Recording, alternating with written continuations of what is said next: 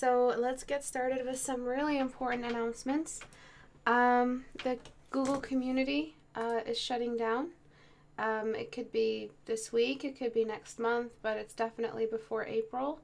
So in the time between now and April, I implore everyone who has joined our Google community to transfer over into Reddit. Okay, reddit.com/r/Istebrak. Please join it. It was still under maintenance, like we're still figuring everything out, but this will be the official headquarters here on out. This is where I can go to see some pieces posted. You have categories to post within, and some of the posts are coming through as images, which is really great. As an image wall, this is really important. I'll go through it like I did with the community. I'll be able to send out announcements. I'll be able to stay in touch with you guys and keep the critique queue running, because this is where I go to choose all the stuff that I'm critiquing. A lot of my videos are going to not make any sense, because in a lot of them I say, go to the Google Plus community to post your stuff.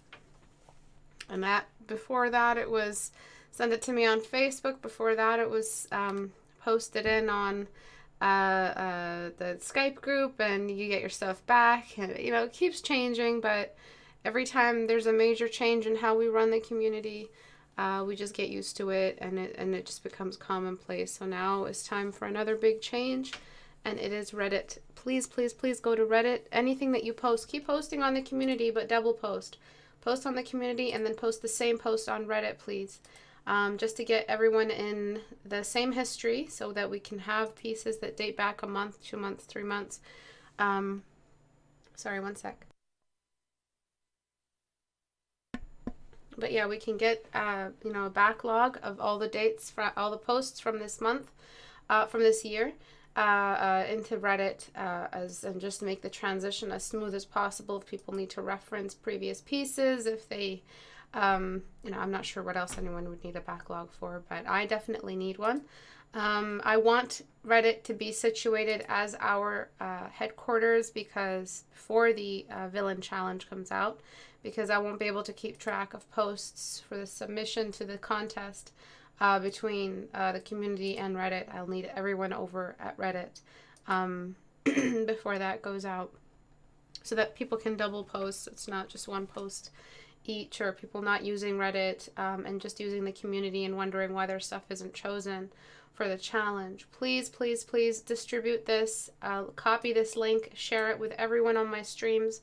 I'll try to do some after hours between now and the shutdown, so that I can get more of this out there. I will do a post on Facebook, Twitter, Instagram, and I'll do a post on the Google Plus community itself.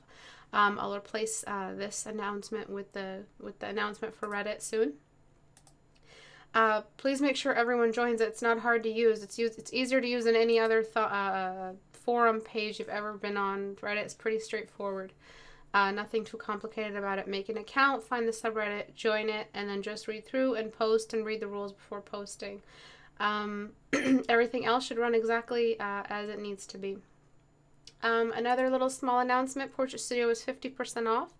I've kept this sale running longer than it should, probably until the 31st, maybe earlier than that, if anyone wants to own it. Now's your chance. The next sale is going to be in June.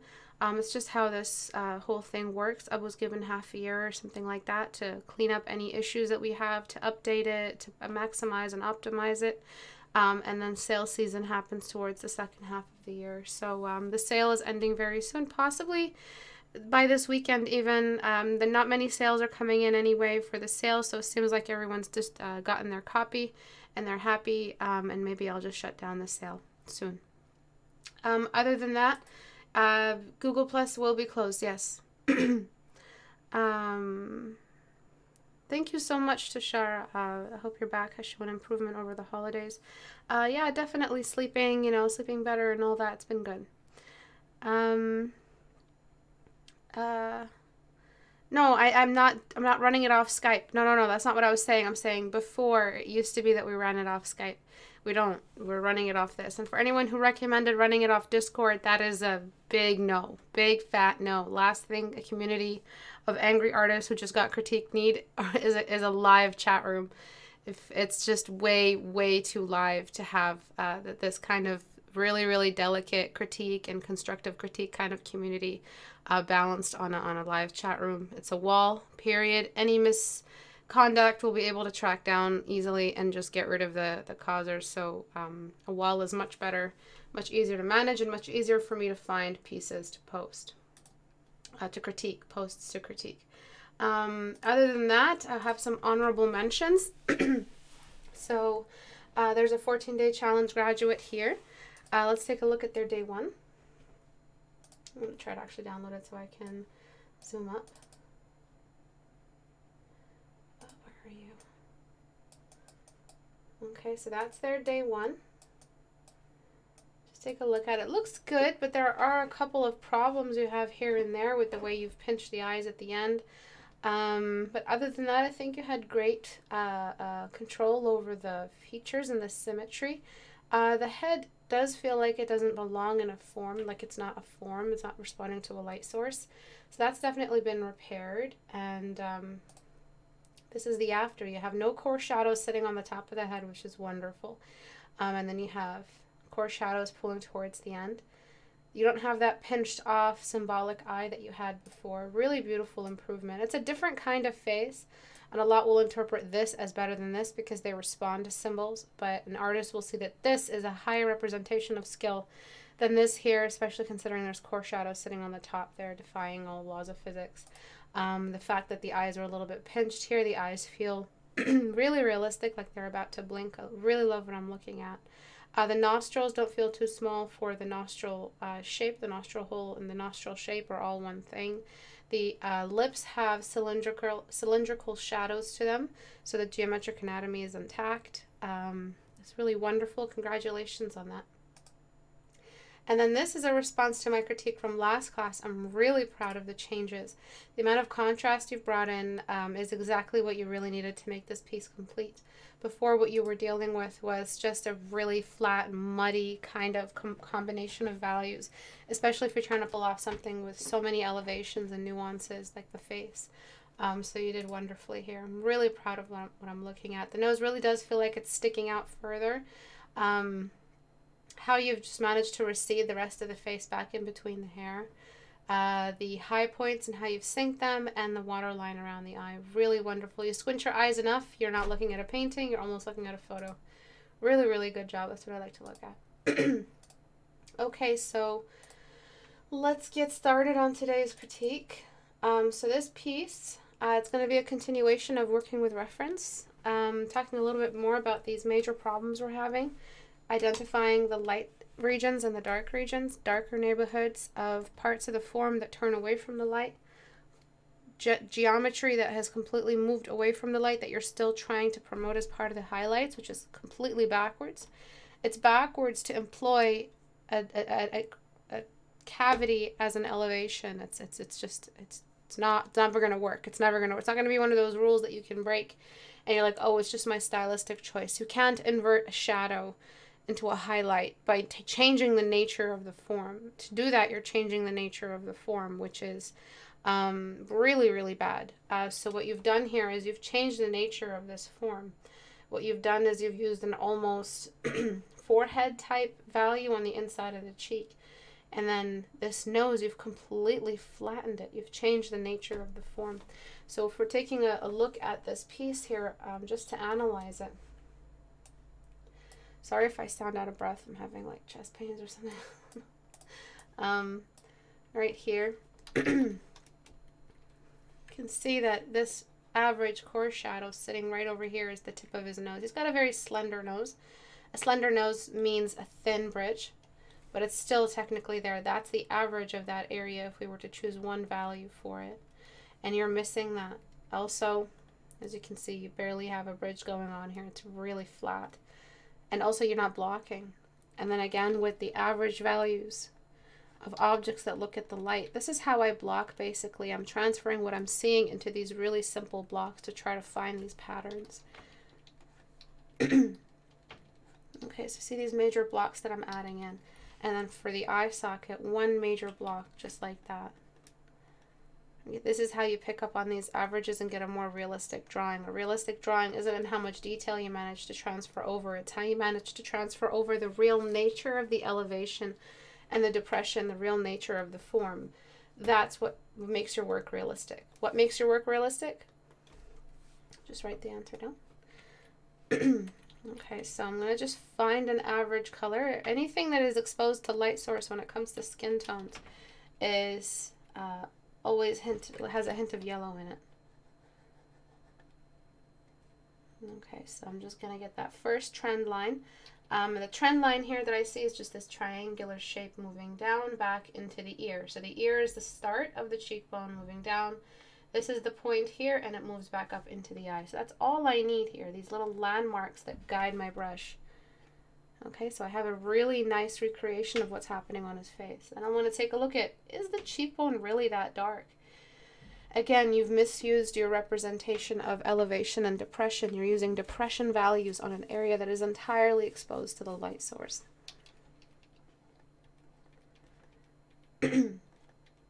And when it comes to painting skin, if you feel like the highlight value that you're using isn't red enough yet, that's okay. You can always go back and supplement it with a red tone as you need. You don't have to choose the exact right skin tone right there just as you're painting. That's not going to happen. That's not how it works. That's really, really naive to think that you'll choose the exact right skin tone at the exact moment. You can always layer reds back in. You can always remix values. And then with that one large brush stroke, again, see how zoomed out I am? And if you don't understand how zooming out helps your work, watch the recent video right before this one. And hopefully it'll help to illustrate why that's important. The entire lips, squint your eyes, the entire lips are really dark. Not as dark as the eye socket, but there. Guy may be wearing makeup. I think he is definitely wearing some makeup. Okay, and then the coarse shadow beneath the nose. What's happening is with this recreation here, is the student is not familiar with geometric anatomy. They're not familiar with what shape really represents the nose best. They're not familiar with what shape represents the lips, and then they try to recreate the nature of form by use of reference. How are they supposed to recreate the nature of a form structure if they don't even know what that nature is? How are you supposed to identify it when looking at it if you don't? How are you supposed to recognize something you've never seen before? That's what's happening, is a student is trying to recognize, show that they can recognize something like this, but they've actually never looked at something like this before. They don't know what they're seeing, and they've never broken it down into pieces so that they can see it as a clue in there somewhere when it's hiding. Form studies, references like this, the form of the nose is hiding. It's hard to detect the geometry of the nose. There's always that problem, that you'll get references that are angled in such a way between light and contrast that you can't see the cube there, and you won't be able to see it. So what you have to do is train yourself to see it even when it's not there.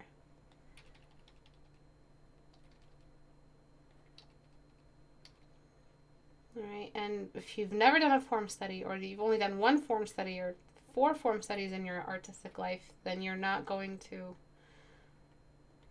recognize it at all. I don't think artistic life is the right way to say it, but it doesn't matter. It's not an English class. I'm done with those, thank God. All right, boy's eyes, the outer corner is lower than the inner corner. Look how high the inner corner is. Look how low the outer corner.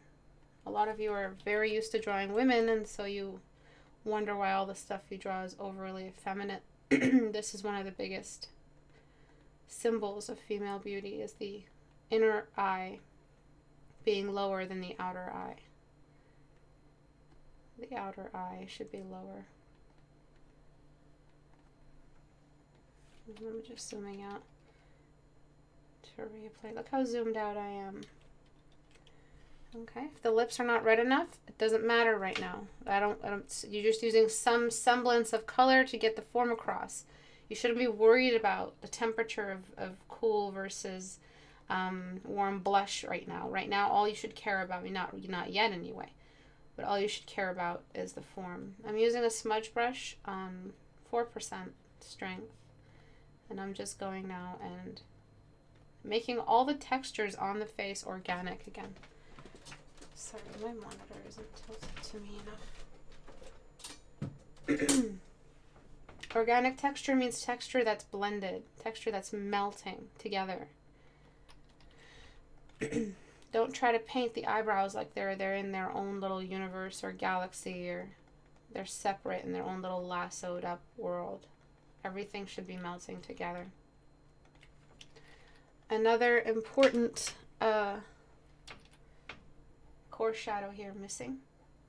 This is all due to your lack of form studies. A really nice cast shadow sharpness missing as well.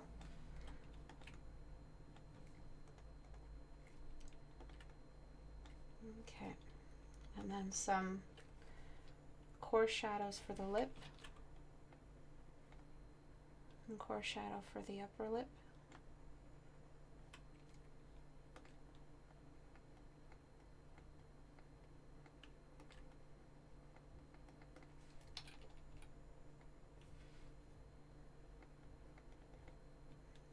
And then there's the thickness in the eyebrows before I start smudging again. This is a very advanced photo reference for you to choose considering your limited time with form studies. I think it's way too advanced for you. You've got color, you've got angle, you've got perspective, you've got fashion photography, which always tries to remove as much of the cast shadow as possible or soften everything as much as possible. It's just way too difficult, way too advanced for your skill level at the moment. And how am I determining your skill level? Well, because of how little you've transferred over from your reference when it comes to form. How you didn't have a nose core shadow on the bottom of the nose. How you have little to no radial shading anywhere. This is all leading to these to this display of skill. What you should be doing is form studies as much as possible, and photo reference studies that are of a more simple grayscale perspective-free face from front view. Slowly moving into 3/4 view so that you can relearn the nose, the mouth, the eyes in 3/4 view, because you do have to relearn features. Darken now for some. I have to go back to liquify in a second, but I have to bring in some radial shading for the mouth. Instantly, with a little bit of radial shading, we have this face that has become part of the mouth. The mouth is part of the face. Just a little bit of radial shading and his mouth really does look like it's folded in. And the edges of the lips are like little cavities. Dark spots that you would learn if you do front view long enough. Watch enough critique hours. Learn the basics, learn all the fundamental rules until you just, until they're all just repeating. Until not a single rule is new to you. Even if you're not good at all of them yet, they're not new to you anymore.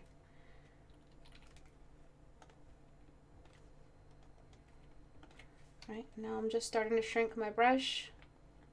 Again, if you're, at that point where you have a healthy amount of argument back with me about why you should work large to small or zoom out, you still need a little bit more convincing, just watch the video before this. I talk about it. All right, because the camera is a little bit below his head, we see more of the shape of his nostril. So the circular shape of his nostril.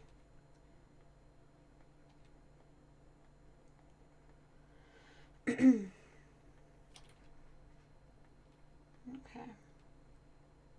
And then we see more of the front view as well of his nostril.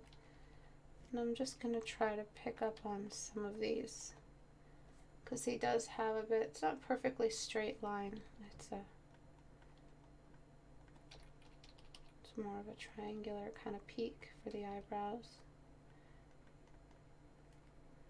And likeness, if likeness was on a priority list, likeness would be on the last priority. It would be a priority, but it would be the last priority. It doesn't mean that we're still calling it priority though, so it doesn't mean you get to take all your likeness, concerns and throw them out the window. No, you still have to worry about likeness, but because it's going to help you build a better visual library, you're not always drawing a dodge tool face.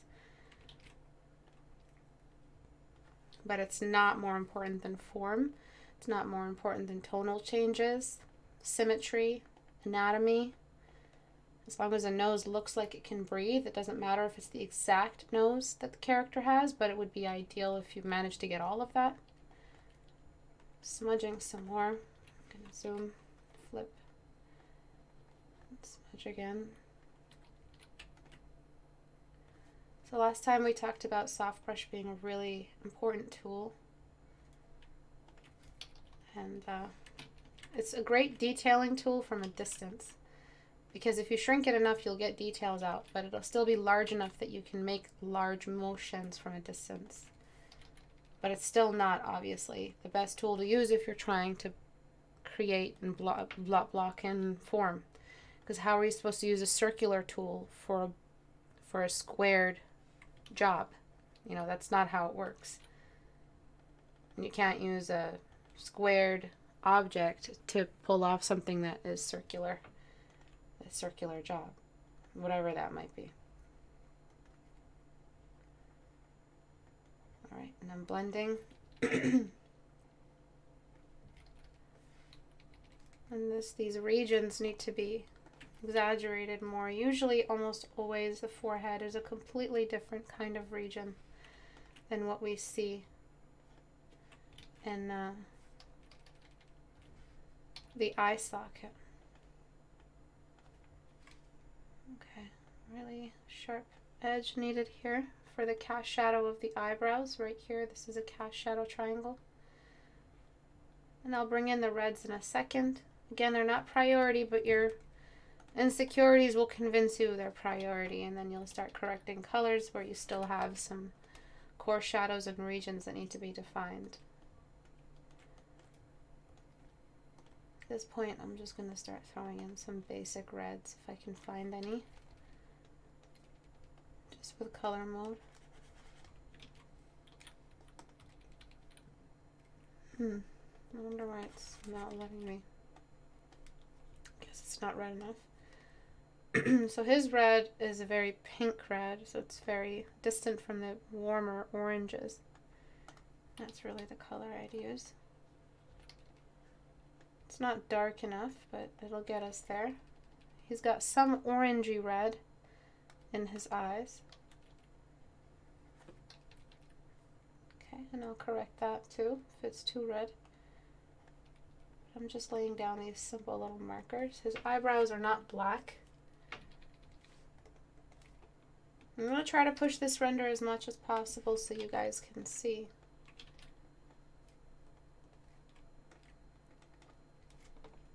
Getting some of that yellow here.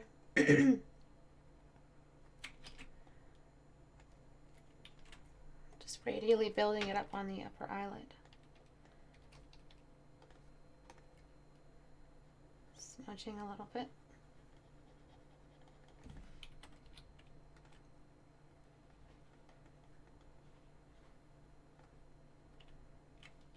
The lips are a bit more full, but again, I'm not that concerned with likeness. We have a major contrast problem I would rather be worried about. Stuff like that.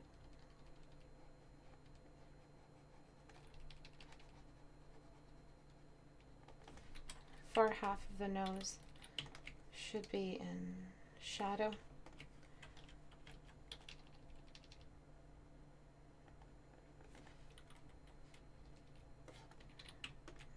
Shadow isn't that dark, but the nostril edge needs to be sharper.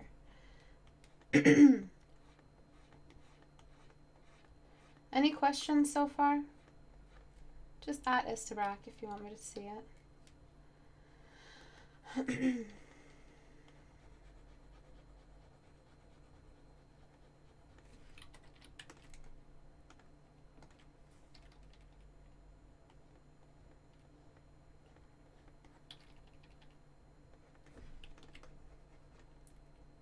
Okay, a little bit of light on the inside of the nose.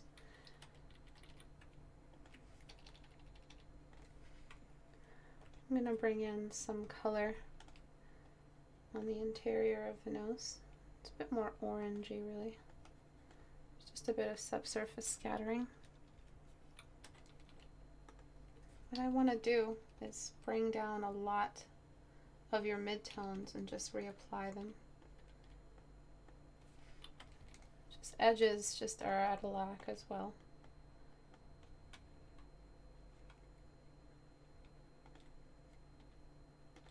Some shadows are way too dark in that they do diffuse when they fall on a lighter objects and cast shadows. It's just it's a lot of bounce light here coming off his hand to relieve this shadow. Compare this cast shadow here to this one, which is almost gray-black. This one has so much red in it. And then his face, on average, is very yellow. So I'm gonna, in a separate layer, actually before that, I'm just gonna bring in the lashes, just to anchor down the dark spots.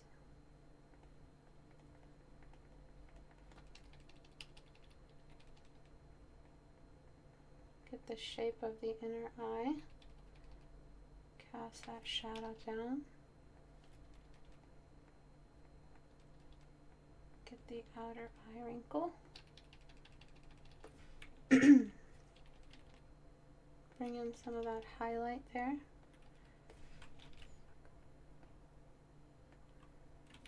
Okay, and then we'll start detailing the eyebrows in a second.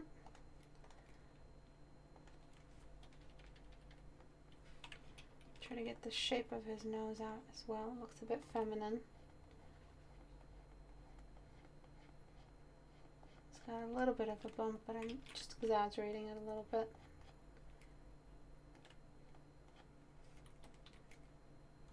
And then we've got this little problematic area here. I'm just squinting to figure it out. Just a light spot that shoots right up from the inner eye, upward. And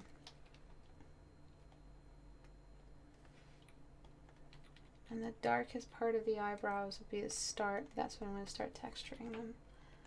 Just throwing up these brush strokes vertically and then getting the negative space and pulling down.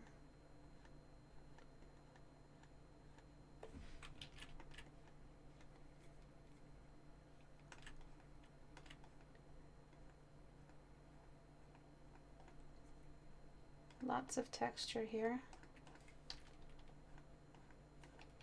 Shrinking my brush as I apply.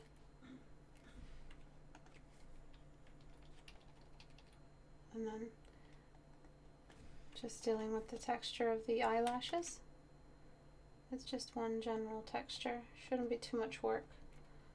Put in some simple bands of brush strokes for the detail of the eyelid. Just like little pieces like that. And take care of all the detail required for the eyelid. And then just continuing the texture. He does not pluck, which is cool. I think guys that overpluck their eyebrows are, you know, like straight. Ted's probably like, this bitch. And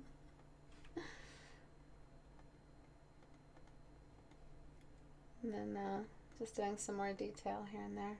Shrinking my brush. Because when it comes to a guy, he doesn't have makeup. He just has his guy markers, which is hairy, bushy, flat eyebrows, and just a simple drop in the outer corner. I'm bringing in some of that detail there. And then I'm going to take care of the jawline, which is a little bit distant from, you know, what we're seeing here. So shadow moving down and that triangle, and just being careful not to let it get too low, and then it just moves back up.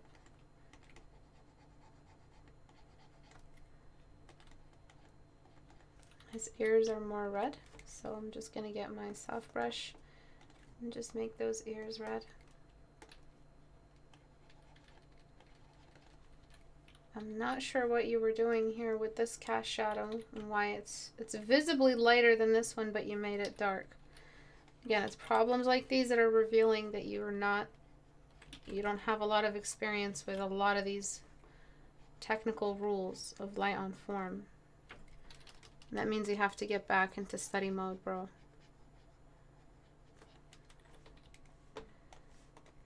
There's a lot of color temperature here that might throw you off guard, like the collar. That's purple. This is a purple value. It's not gray. You should be using a purple tone. There's a bit of like a tone change, I think, that the photographer used. Warm to cool, like a gradient or something.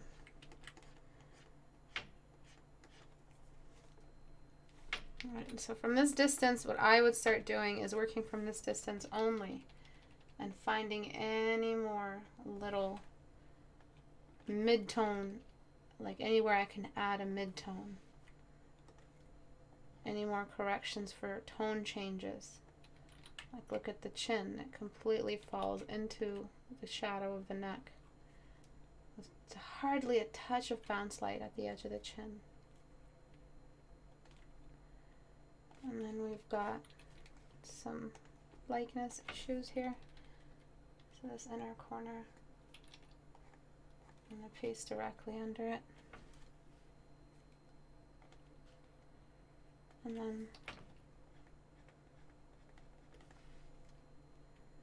this highlight of the cheekbone should not be down here. It should be up here somewhere.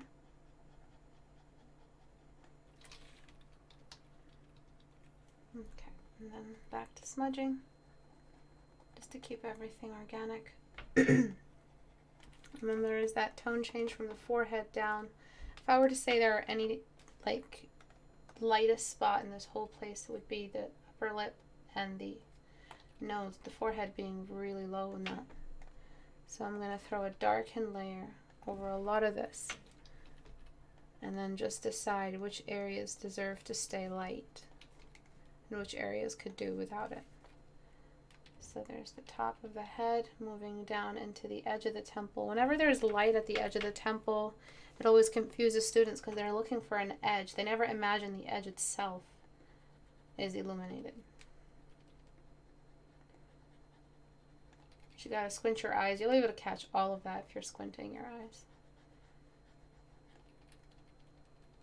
Then there's the light specific to the upper lip and the nose, this specific region here. And then it just finds a mid-tone in between. And that way we're not just drowning it in light, we're actually choosing very specific areas that are actually illuminated.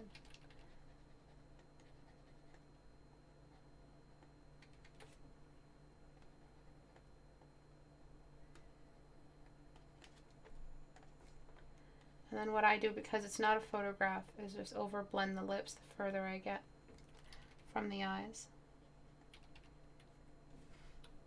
I really don't need that much edge work.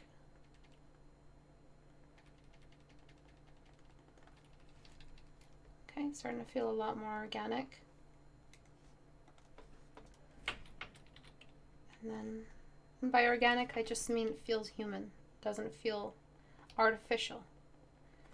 Sometimes students getting caught up between form they don't recognize and skills, expecting a skill set they just haven't worked on. You end up getting this artificial look to the anatomy, artificial both in anatomy and skill. Just a moment of partially successful paint application, but that's just where it stops. The student just falls off in every other unit, starting with, not limited to, just form, light on form. But saying light on form is big in and of itself because it's just what you work with. Those are your tools. Knowing where an edge is, knowing when to stop a core shadow, when to apply a core shadow.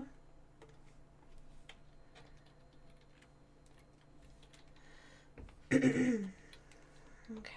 and there's what's happening with the nose. It's a bit I'm going to just blur the nose.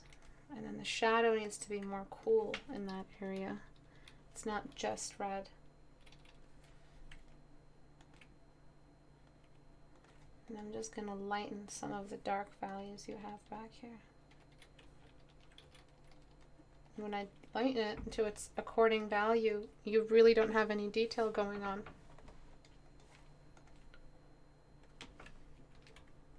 You need to go in there and bring in detail, but not with highlight values, with dark values.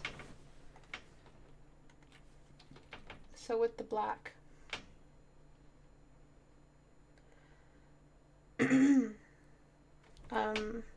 How does the eyelid being closed affect the underside of the eye? You may see a crease, but in this case we would see a crease. There's no upper crease, obviously. The crease is downward, but the lashes are hiding it.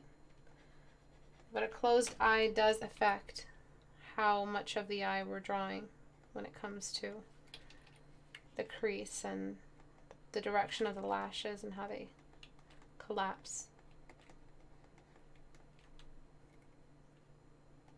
Some of the negative space in the background needs to be visible. Okay, as for the anatomy, I think I'm just going to relocate the eye just to be higher a little bit.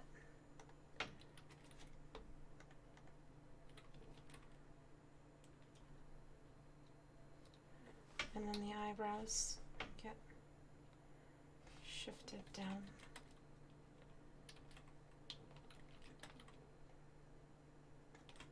It's just that kind of low eyebrow you get when you're sleeping. March down. March down.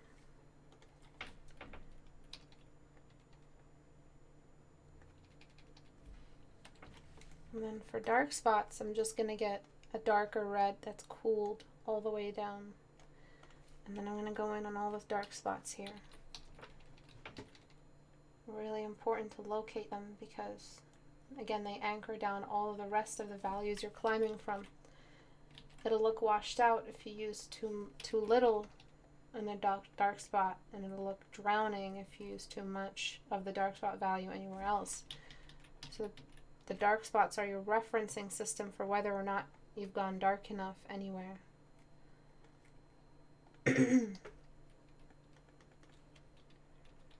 Really important for establishing the detail on the lip here.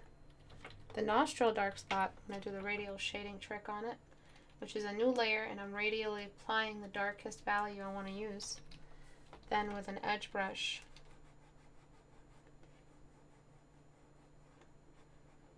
I'm erasing away at the edge I have to maintain, which is the nostril in front of the face.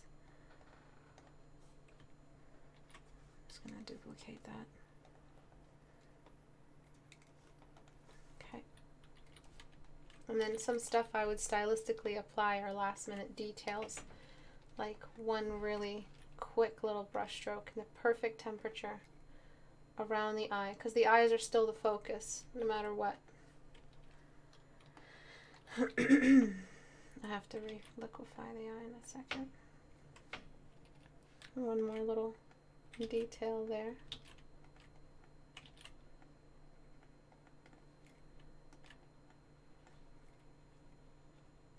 Some more blending here. So one thing I haven't done yet is released all my Patreon videos from last year. I've just been so busy I haven't had time to sit down and publish and edit 12 videos. But 12 videos are coming up, and they're all the rewards from last year. You guys get them late because they're only for patrons, but they're reintroduced at the end of every year.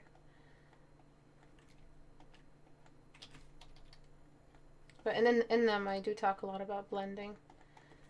All right, and these eyes need to be corrected. Starting with this corner here that I'm just syncing up, and then just pushing that back up, and then there's just that little bit of the lean in the eye that's really bothering me. that compressed, sleepy look. And then, of course, the cylinder marker for the mouth. So his mouth actually looks like it's scrunched up under.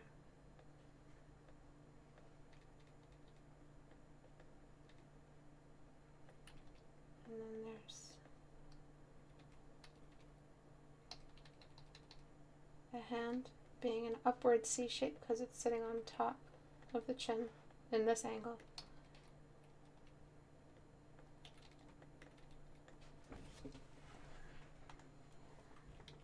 Okay, and then just continuing the blend.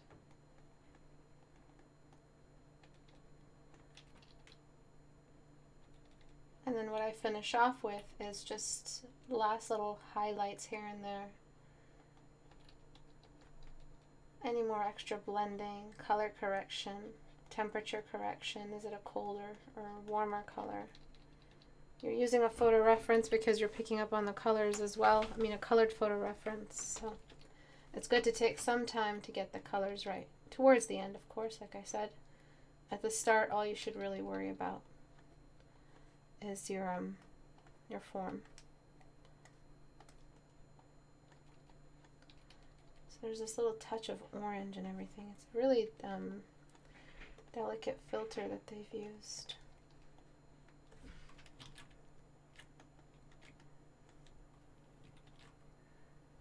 Hard to get that exact value out. It's definitely the same color as the lips, which I'm just going to apply.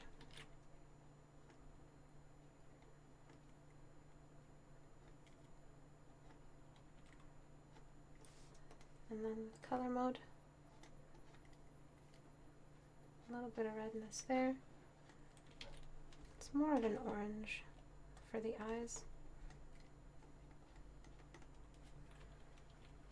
Okay, so we're definitely going somewhere. This is the before. Very flat, big dark splotch on the cheek where there should have been an elevation. And then just the nostril, how collapsed it was.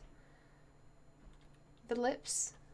And then with the lips, what would be left was just to get that dark spot we found on the lips. And that same color that I chose, I'm just trying to get it. Same thing that I did with the nostrils, darken layer, and then just gradually introducing the darkest layer and then erasing the rest away so that you have that volume in the mouth. It's not the exact mouth because his mouth is compressed.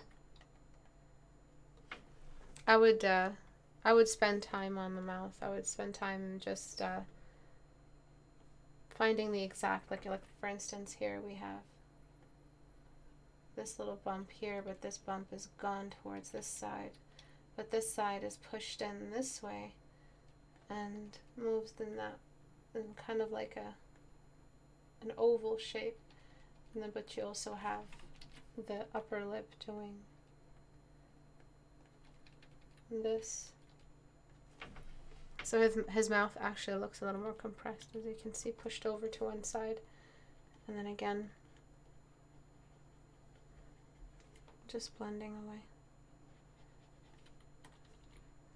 I would use burn tool to get that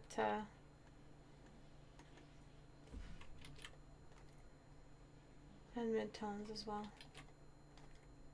Get that kind of dark cavity happening in the eye with that filter. Then go back with those colors again. Diffuse the cheek. It's pretty dark. There's a lot of bounce light moving in from the cheek.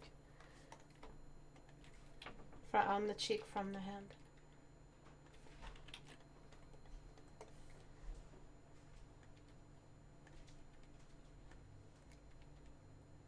And then we have this cast shadow here that I'm just going to define with an eraser.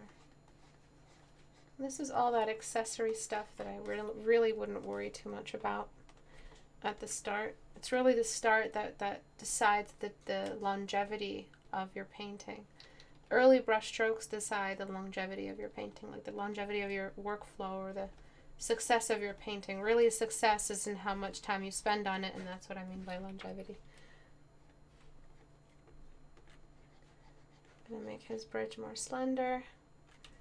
Get that highlighter out.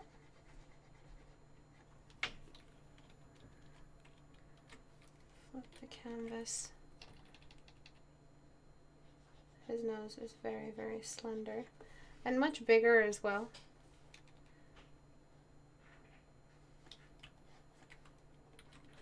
And those early brush strokes are the ones that, the one I'm talking about, are the core shadows and the hide. Oops. Oh, son of a, okay. And I'm just scrunching his nose up that way, starting the base a little earlier, and then just pushing the rest up.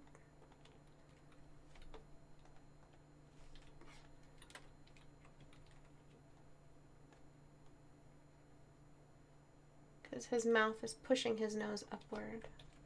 So I'm trying to get that perfect shape and size. And this is the time that I usually spend on likeness.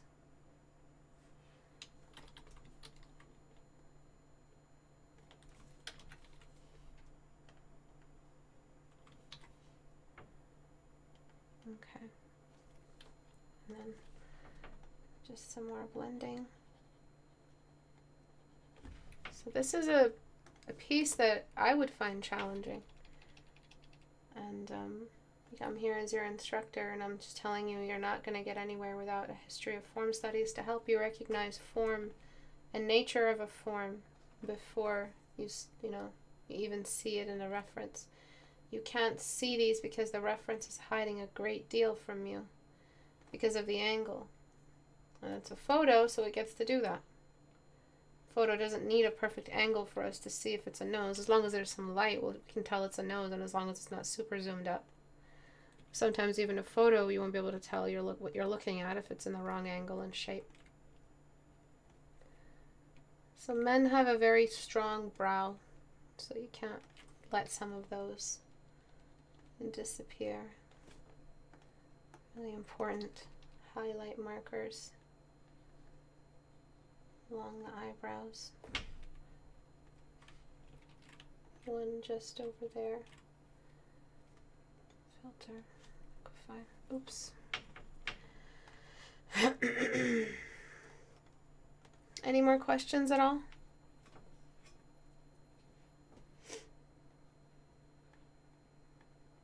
Just giving that little bump on the eyebrow some extra space.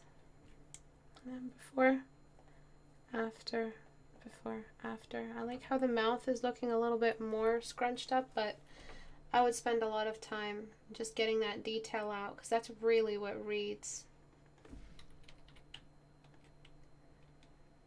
I'm just going to get a bit more saturation on the lips. For some reason his lips are just very red.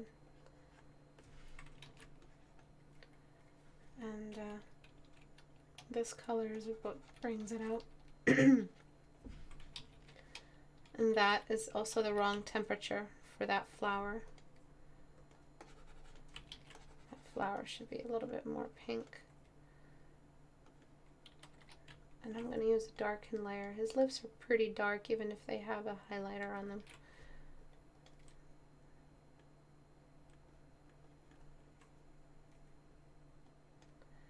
And the thing with the entire eye and the head, it just feels like, the perspective could have been measured a little bit more.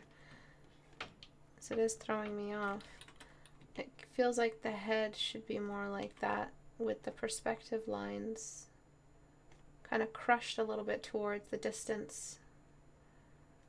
We're actually seeing a larger jaw than what he usually has, and a shorter forehead than what he has. This guy's face is very short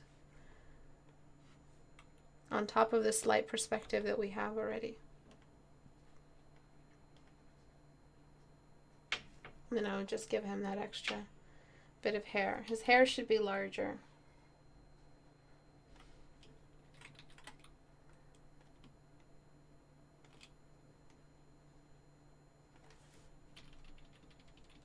He just has a wider forehead. Even after the perspective, he would just have a bit more forehead. Okay, and then before, after. And then as for that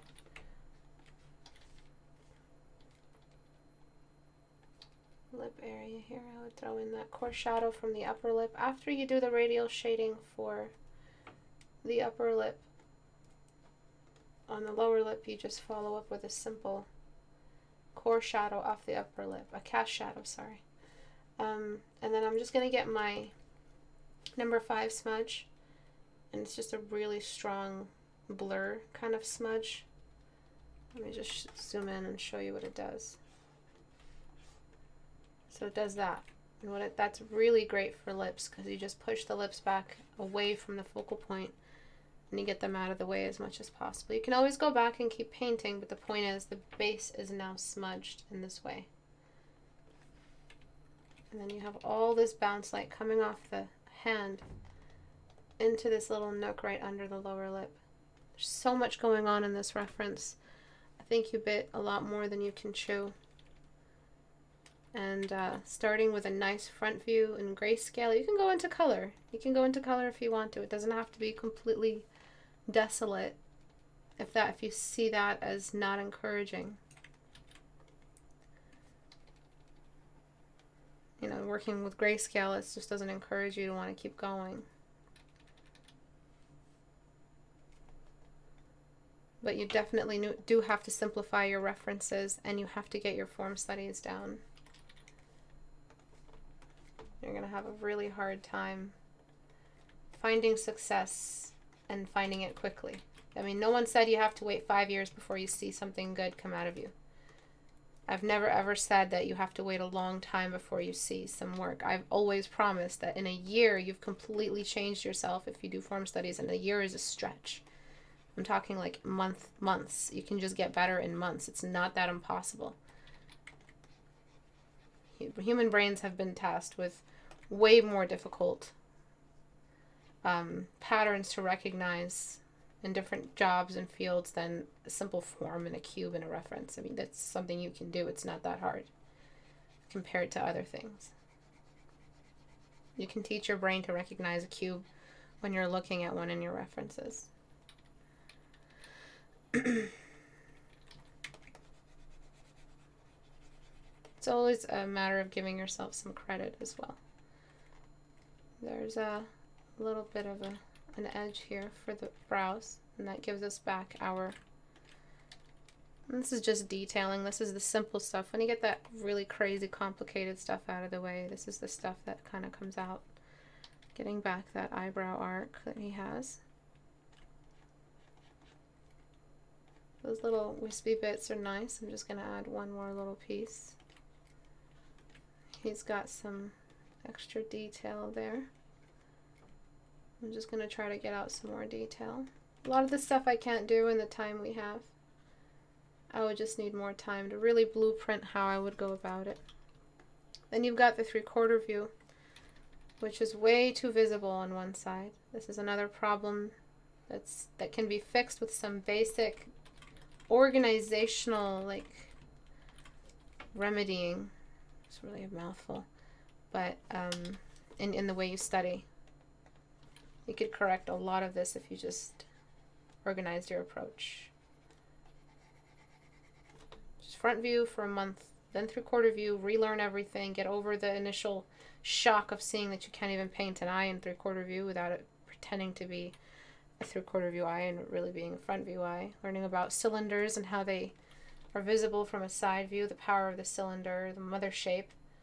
When it comes to organic objects anyway. Organic and geometric form studies are required. Then moving into basic perspective studies and heads. At that time you should probably get into managing your shape and line language. So actually using lines again, but counting how many lines you're using. Really, really sharp edge here for the hand. The rest is all blended. It's weird. The mouth has taken center stage as the focal point because the eyes have closed. So we have to work so much on the eyes. Another crazy curveball you threw at yourself. that you're not trained to deal with. When you hide the eyes, the other shapes inherit the role as the focal point. So the eyes are here are hidden. There's nothing going on in the eyes. So the nose and the mouth being the more interesting shape, is the focal point, but at the same time, mouths have to be rendered, which is a very difficult thing to balance and figure out on your own. I mean, if I haven't hammered it in that it's the most difficult reference you probably could have chosen for yourself. I mean, I'm sure you understood by now. Tiny little changes here and there that help add. I'm just pursuing those. And I would get into some detailing. So I use a dark black. I'm using black, straight up black, with a pencil brush, just my sketching brush. And I'm just detailing. See how zoomed out I am? I've never needed anything other than that. He has like a bit of a scar. That could be interesting.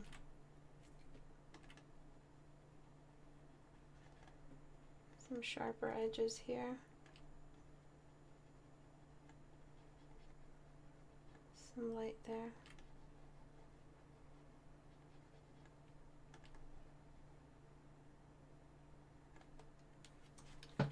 Okay. Before, after. I'm a perfectionist, so give me a sec. I'm just gonna thicken his eyebrows. When do we know when to move on from form studies? When your form studies start looking great, when they start looking like 3D models, I think is a good way to judge. When your form studies still are sharing values, when you still have value sharing, if you don't know what that is, you should be going into form studies. When you're still using too much contrast, when your backgrounds are still the wrong value for your shape and the values that you've chosen for it, if all that is still happening, you need to step away from any detailing and go stay with form studies. If everything starts to look great, and by looking like a 3D model, I mean it just looks like a realistic photo of a form and shape in space. When you do a dark background, you know what values to choose for the shape. If it's a white background, you know what values to choose. That's when you can start moving on into photo referencing and just relearning the human face. Because when you move into form studies, you're teaching yourself how to work with, you're relearning everything. You've erased everything from your mind and you've started over. Especially the human face. You have to relearn it once you've done your form studies. So if they start looking good and you know you have a big lack in form studies turned into human shapes, like the nose geometry or the mouth or the eyes in different perspectives, then that's your next step, is to advance your form studies into a bit more detail. So polygonal portrait studies in 3/4 view and front view and side view and low perspective, high perspective. And then eventually you're going to start working in full detail. I would push his hand up further up. I would push it way up.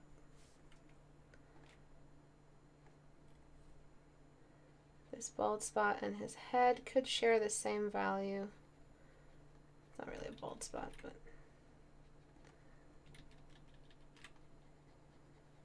as the nose could share the same value. If you squint your eyes, there's a little bit of it. I've definitely overdone it. I'm just going to throw a quick little line there. His face, his head doesn't feel like it's on the hand, which is the one problem left. It feels like it's just floating there. A bit more diffusion here around the eyebrows.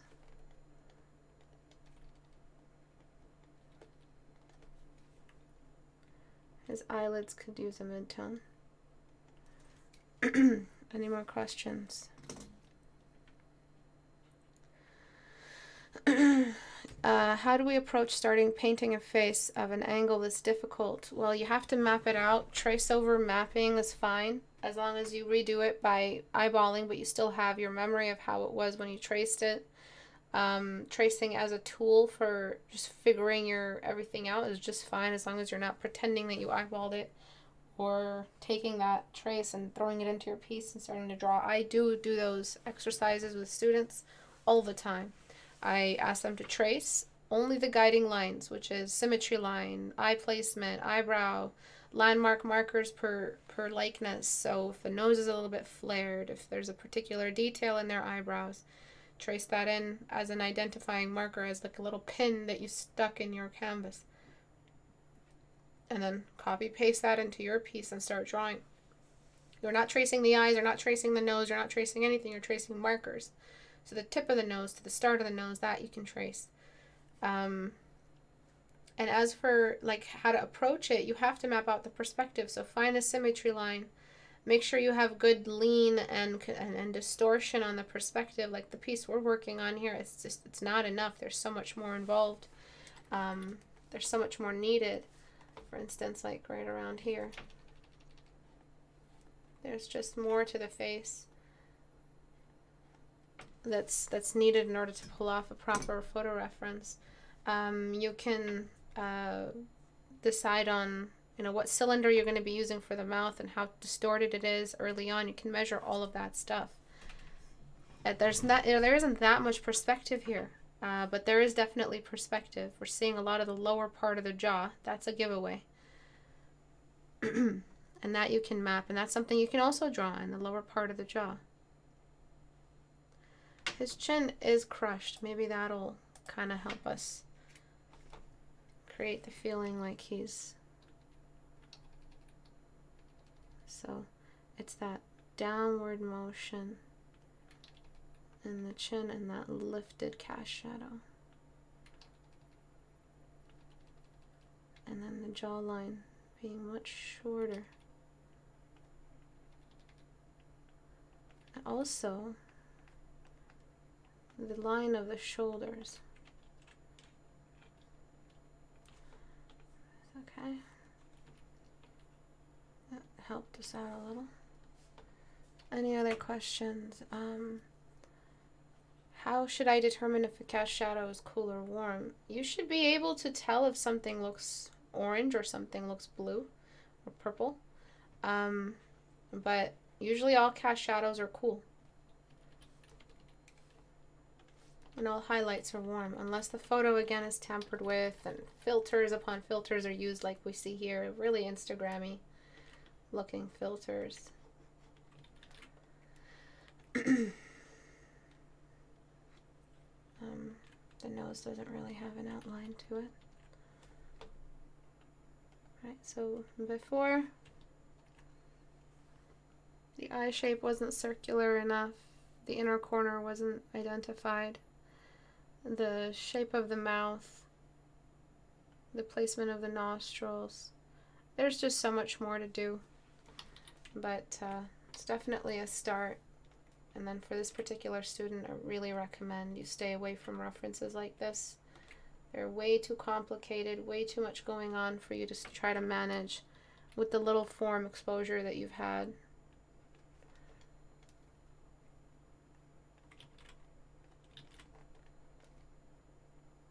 At this point, I'm just like professionally curious whether or not I can pull this off.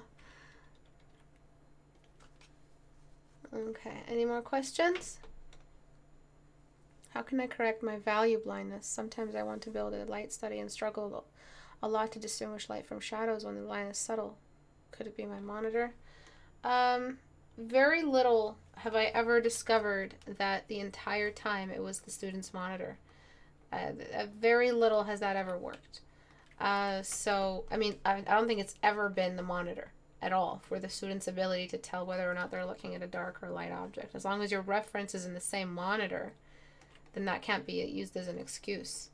If your reference is in a different monitor and that monitor is bad, or your monitor is bad and you're just using different monitors for everything, which is bad, you can use the same brand, but if it's different brand monitors, then obviously you're going to just read the wrong stuff and move in the wrong direction. But it's not the monitor. It's you.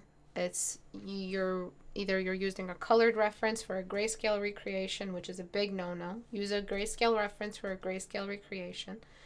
Or it's a mileage thing. You don't have enough, you've not used all of the gray values out there yet. I mean, I haven't.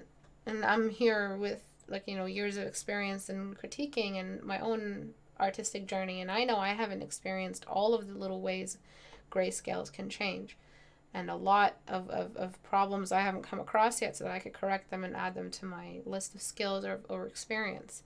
So it's a mileage thing. There's so much to learn.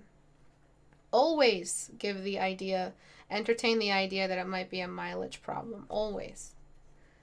Then there is just your contrast problem. If you do have a line dependency, you're going to give black values way more priority over light values, and so you're going to try to pull off what white is doing as black. You're going to try to make everything around that light gray as black as possible so it behaves like white, instead of just using the right amount of black, the right amount of grays, and the right amount of white, exactly where they belong. And then there's applying it. If you're applying it with a heavy, really, really overconfident soft brush stroke, you're going to get more white than you want. And then you're going to get this nasty airbrush look to everything you touch. Nothing's going to look weighty or organic or textured. There's so many reasons why you're not seeing value right, that giving mileage, just blindly accepting mileage as the diagnosis is safe enough. You can use that. Your value blindness isn't a thing. It's not a thing. It's just something you temporarily don't have experience with. It's not color blindness or value blind. There's no value blindness. You're either blind or you can see, or you're just something in between. You either see enough to draw or you don't see at all to draw, but you're not completely blind. You can't be value blind. If you can see and you can drive, you can see the values you're supposed to be seeing. It's just a matter of teaching your brain to pick up on these patterns. Also, hiding sections of the reference at a time while you analyze your reference. Get a color picker over your reference and watch how this little guy moves around. All right, around the black anyway. See that? That can also help you identify some value trends where these certain values sit. Work only in grayscale for now.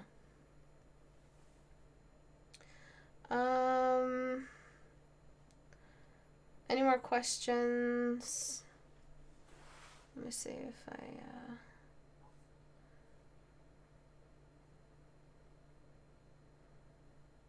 What about the shadow on the neck? Is it okay to remove things like that? Yeah, you can get rid of singlet. If you can figure out the form for the neck, there's no reason why you can't get rid of it. Oh yeah, there's this little bulge here. And that's it. Thank you everyone for coming. Pretty long class today, but I hope it was worth it. I'll try to do more of these longer kind of pieces that challenge me as well, because this was challenging. I still feel like there's a lot missing. There's this whole section that needs to be lifted up forward. His head shape needs to be determined. His neck needs to be repositioned. The perspective needs to be touched up one more time, just looking at where all the pieces are. This eye slants down, this eye slants down, slant, slant, slant, slant, where some of this stuff is just straight, straight, instead of a slant. So tip to tip here from the nose, tip to the nostril should be a downward motion. This isn't enough of a downward motion. The ears should be lower. If we were to draw a line between the tip of the ear and the tip of the arc, it should be a much shorter distance. Okay, so before, after, that's it for today. Thank you everyone for coming. I'll see you guys next week at 5 p.m. Eastern, the 15th. Bye everyone.